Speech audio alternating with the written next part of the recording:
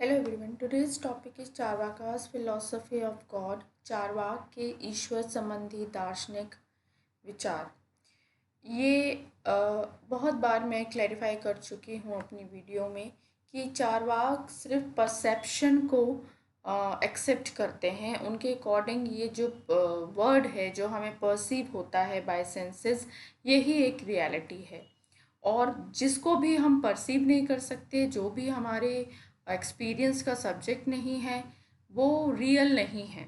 और इसी बेस पे चारवाक गॉड को डिनाई करते हैं। तो first of all Charvaka refutes the idea of God. वो पूरी तरह ईश्वर विचार को मना कर देते हैं, अस्वीकार कर देते हैं। Knowledge of God is not achieved through direct perception, यानी ना आप ईश्वर को देख सकते हैं, ना उन्हें छू सकते हैं। आप कुछ भी अपनी सेंसेस के थ्रू उन्हें एक्सपीरियंस नहीं कर सकते।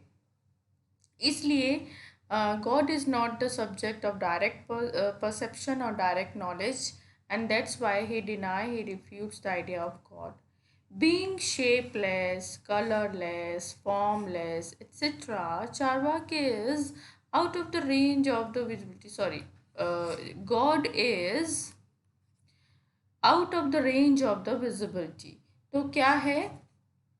क्योंकि गॉड का कोई शेप नहीं है, गॉड का कोई कलर नहीं है, वो किसी कैटेगरी में नहीं आते, इस वजह से वो विजिबिलिटी की रेंज में भी नहीं आते हैं। क्योंकि विजिबल होने के लिए एक ऑब्जेक्टिफिकेशन ज़रूरी है चीज़ों का। So thus according to Charvaka, God does not exist. In this context, the Charvak philosophy can be compared with the Jain, Buddhist, and Sankhya philosophies, as they also adopt atheism. Jain दर्शन में भी तीनों दर्शन में जो भी तीन हमारे ऐसे हैं जो ईश्वर की सत्ता में बिलीव नहीं करते, तो जैनिज़्म भी है, बुद्धिज़्म भी है, सांख्य फिलॉसफी भी है। तो इन्होंने भी इस कॉन्टेक्स्ट में हम चारवाक को इन फिलॉसफी से कंपेयर कर सकते हैं, क्योंकि उनमें भी ईश्वर को एक्सेप्ट नहीं किया गया।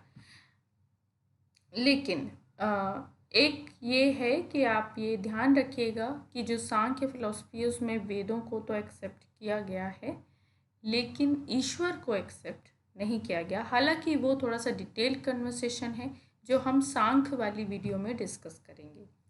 Refuting all the arguments given to prove God, Charvak opposes God. कि जितने भी आर्ग्यूमेंट दिए गए हैं ईश्वर को प्रूफ करने के लिए, चारवाक उन्हें किसी ना किसी तरीके से डिनाई कर देते हैं या उनका खंडन कर देते हैं। For example, in the Nyaya philosophy, the following argument is given to prove God. Every action has a cause, or every effect has a cause. God is the cause of worldly effect. तो आप जो भी effect देखते हैं उन सब का कोई ना कोई कारण होता है। एक कॉज एंड इफेक्ट चेन यहाँ पे बताई गई है कि हर इफेक्ट का एक कॉज होता है। उसी तरह ये जो हमें विश्व दिख रहा है, ये जो यूनिवर्स दिख रहा है, ये एक इफेक्ट है। इसका कॉज क्या है?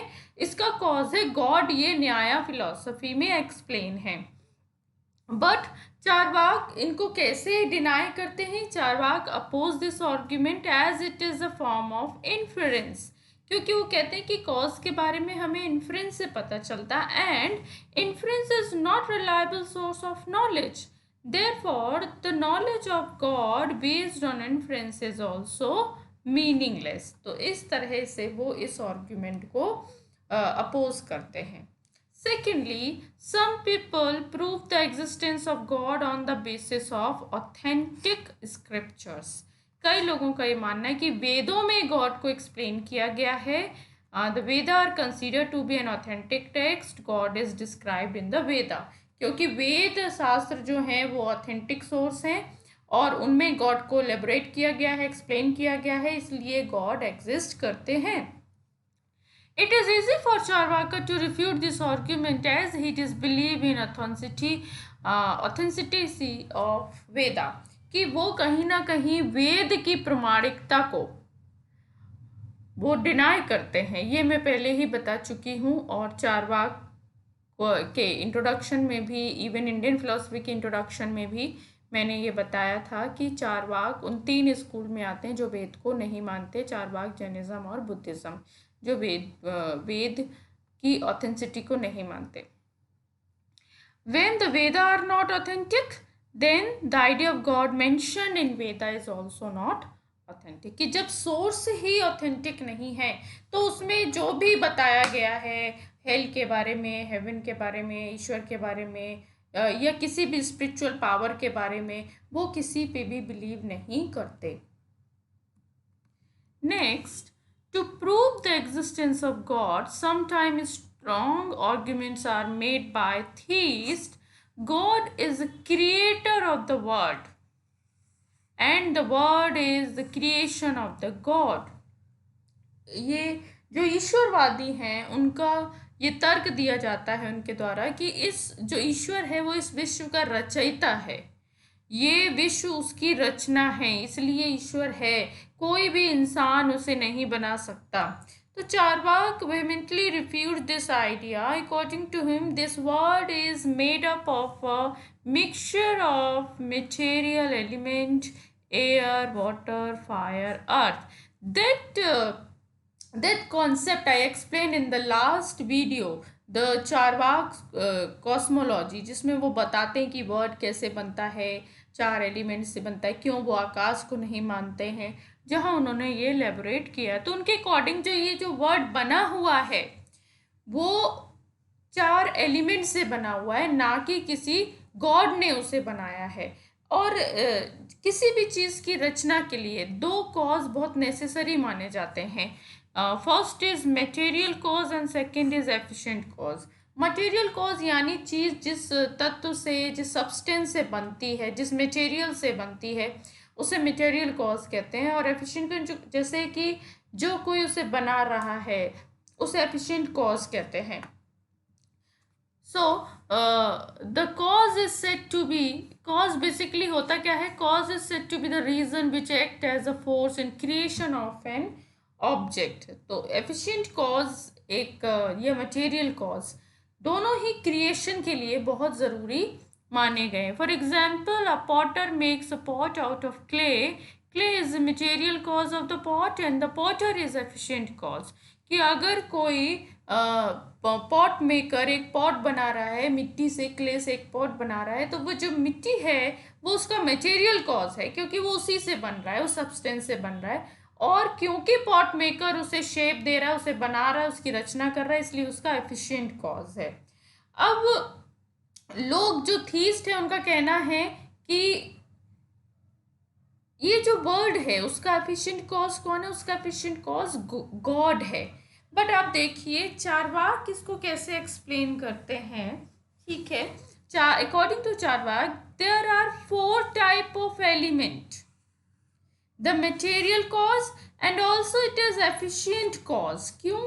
क्योंकि मैंने बताया था आपको कॉस्मोलॉजी में कि चारवाक ये एक्सप्लेन करते हैं कि मटेरियल कॉज से या फिर एलिमेंट से ये वर्ड बनने की जो प्रोसेस है दैट इज नेचुरल, कोई उसमें एक्सटर्नल एफर्ट करने की ज़रूरत नहीं है, कोई एक्सटर्नल एंटिटी की ज़रूरत नहीं है। So the combination of material element is sufficient for the creation of the world. There is no need of God and any other spiritual power. ये जो कॉम्बिनेशन ऑफ मटेरियल सब्सटेंस या element है ये natural है, ये sufficient है word की creation के लिए।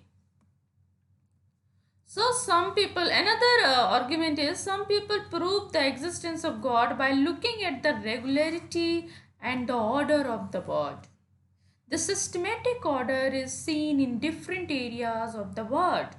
The heat in the summer days, the cold in the winter, the darkness in the night, the presence of light during the day is proof of the order of the world. In this way, the cause of the order of the world is attributed to God. वो कहते हैं कि एक तर्क ये भी दिया है कि इस जगत में, इस यूनिवर्स में आप जो ऑर्डर देख रहे हैं कि हर चीज़ बहुत परफेक्ट है, जब गर्मी होना है तब गर्मी होती है, जब सर्दी होना है तब सर्दी होती है। तो ये क्यों है, ये ऑर्डर क्यों इतना परफेक्ट है? गॉड की वजह से। अब देखिए चारवाक इसको कैसे रिप्लाई करते हैं। According to Charvaka, the system that is seen in the world is cause of the world itself. कि एक ये जो वर्ड है इसका नेचर ही है ऑर्डर। जैसे कि आप देखिए, जैसे कोई मशीन काम करती है तो मशीन परफेक्टली काम करती है, उसको किसी और एक्सटर्नल हैंड की ज़रूरत नहीं होती। उसी तरह ये जो वर्ड है ये अपने आप में काम कर रहा है। So the nature of the world is such that there is an absence of disorder. कि वर्ड का नेचर ही ऐसा है कि यहाँ पे डिसऑर्डर नहीं हो सकता, गर्मी में सर्दी नहीं पड़ सकती। So just as the nature of water is to be cool, similarly the nature of word is to be orderly. This proves that it is erroneous to believe in God after seeing the word in order. Therefore, it is inappropriate to believe God for the creation of the word. So, further, when there is no God, there is no reason to accept the godly qualities. So no God, no godly qualities. Due to the negation of existence of God, the Charvak also deny the quality of God. Almighty, omnipotent, kind, omniscient, omnipresent, etc. are the imaginary qualities of God. क्योंकि जब आप God को ही नहीं believe कर रहे तो उसकी quality देखिए। क्वालिटी हमेशा ऐसा नहीं है कि ब्लैंक होंगी या मतलब एयर में होंगी, नहीं। क्वालिटी कोई ना कोई सब्सटेंस बियर करता है, कोई ना कोई एंटिटी बियर करती है। क्वालिटीज एक ऑब्जेक्ट से रिलेट करती है, और अगर वो ऑब्जेक्ट ही नहीं है तो वो क्वालिटी भी नहीं होंगी। So the imperfection of the word anguish, disease, death, etc. seem to be hindrance to proving God Almighty. वो कहते हैं कि अगर आपका ईश्वर सर्वशक्तिमान है तो फिर वो कुछ भी कर सकता है, चमत्कार कर सकता है, तो फिर इस वर्ड में इतना दुख क्यों है, डिसीजेस क्यों हैं, डेथ क्यों होती है, पॉवर्टी क्यों है, जितनी भी प्रॉब्लम्स हैं क्यों हैं? अगर आपका ईश्वर है और वो ऑलमाइटी है तो ये सब नहीं होना चाहिए, बट है। द रियलिटी इज कि it is the pain, the anxiety, the death, everything is there. It is a part of reality. It means God does not exist. If God had been merciful, he would have definitely put an end to their sorrows by listening to the call of the devotee. अगर उसके मन में दया है तो वो अपने भक्तों की बात क्यों नहीं सुनते? क्यों जो तीर्थ स्थलों में मान लो एक्सीडेंट होते हैं, बसों की बस खाई में पलट जाती हैं, क्यों क्या आपका गॉड मर्सीफुल है? आप तो उन्हीं से मिलने जा रहे थे, आप तो उन्हीं के दर्शन करने जा रहे थे। तो चारवाक बहुत लॉजिकली अपनी बात को प्रूफ करते हैं और साथ के साथ दूसरों के आर्ग्यूमेंट को भी डिनाई करते हैं। Man prays to God to escape from the troubles of the hell, but hell does not exist. Fear of God is an illusion. Charvaka कहते हैं कि आपको ये डर लगता है कि आप बुरे काम करेंगे या फिर आप नर्क से बचने के लिए बहुत कुछ करते हैं, बट जब नर्क है ही नहीं तो आप किस चीज़ से डर रहे हैं? With the destruction of the existence of God, all the qualities of God are also broken. The idea of pleasing God is a mental illness according to Charvak. To love God is to love an imaginary thing. Charvak materialistic philosophy ignores all kind of spiritual fact like God, soul, heaven, hell, everything, virtue, sin, सब कुछ वो deny कर देते हैं। Considering the direct knowledge as the only evidence, he refutes the indirect things. वो कहते हैं कि हम बस जो अपनी सेंसेस के थ्रू देख सकते हैं, परसीव कर सकते हैं, वही रियलिटी है, और जितनी भी चीज़ें जिनको हम परसीव नहीं कर सकते वो सब अनरियल हैं, वो सब बेकार हैं, मीनिंगलेस हैं, इमेजिनरी थिंग्स हैं. The soul is in a real thing. God does not exist. Heaven and hell are fanciful notion of priest.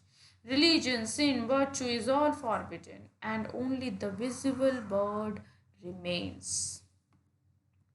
So, as a result of accepting the visible word as the only truth, the object of Charvaka become to accept the pleasures of life. क्योंकि आप देखिए यही जो philosophy है ना चारवाक की, वो उसको हिडोनिस्टिक बना देती है.